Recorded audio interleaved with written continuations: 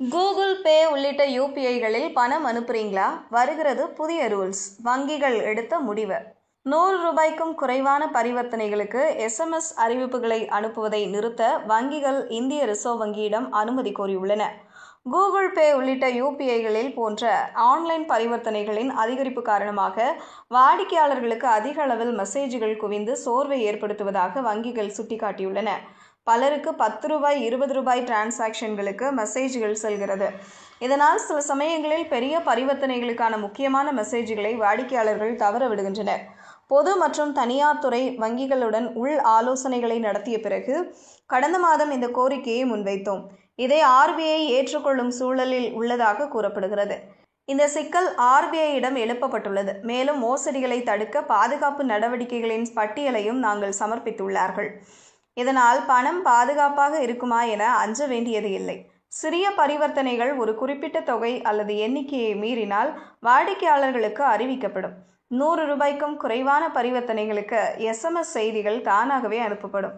அதே சமயம் மின்னஞ்சல் அறிவிப்புகள் அதை தேர்வு செய்தவர்களுக்கு மட்டுமே செல்லும்.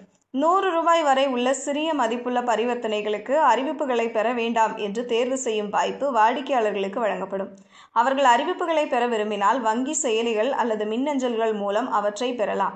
ஒரு SMS அனுப்புவதற்கு 20 பைசா செலவாகும். இந்த செலவு பொதுவாக வாடிக்கையாளர்களிடம் வசூலிக்கப்படுகிறது. இருப்பினும் சில வங்கிகள் இந்த செலவை தாங்களாகவே ஈடுகட்டுகின்றன. மின்னஞ்சல் அறிவிப்புகள் இலவசம்.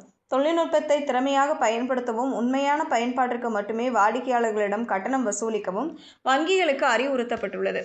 இந்திய ரிசர்வ் வங்கி நாட்டின் பொருளாதார வளர்ச்சிக்கும் தொழில் புரிவதை எளிதாக்குவதற்கும் வங்கிகளின் செலவுகளை குறைப்பதற்கும் உதவும் வகையில் 22 புதிய திட்டங்களை அறிவித்துள்ளது. RBI அறிவித்துள்ள இந்த விதிகள் வீட்டு லோன் தொடங்கி பலவற்றில் முக்கியமான மாற்றங்களை ஏற்படுத்தும் என்று எதிர்பார்க்கப்படுகிறது. இந்த புதிய விதிப்படி ஒரு நிறுவனத்திற்கு வங்கி அமைப்பு வழங்கும் 10,000 கோடி ரூபாய் கடன் உச்சவரம்பு நீக்கப்பட்டுள்ளது. இருப்பினும் வங்கி சார்ந்த கட்டுப்பாடுகள் தொடரும். அதாவது ஒரு நிறுவனத்திற்கு ஒரு வங்கி ஒரே கையெழுத்தில் 10,000 கோடி ரூபாய் கடன் வழங்க முடியும். வங்கிகள் வேண்டுமானாலும் இதற்கு எதிராக விதி கொண்டு வரலாம். ஆனால் இதுவரை இருந்து வந்த RBI விதி இனி இருக்காது. ஒரு வங்கியின் மொத்த கடனில் ஒரு குறிப்பிட்ட கடன் வாங்குபவருக்கு அதன் நிகர மதிப்பில் 20%, ஒரு குழுமத்திற்கு 25% மட்டுமே வழங்க முடியும். கடந்த 10 ஆண்டுகளில் கார்ப்பரேட் துறைகளுக்கான வங்கி கடன்கள் 10% புள்ளிகள் குறைந்துள்ளதை சுட்டிக்காட்டி இந்த முடிவு எடுக்கப்பட்டுள்ளது.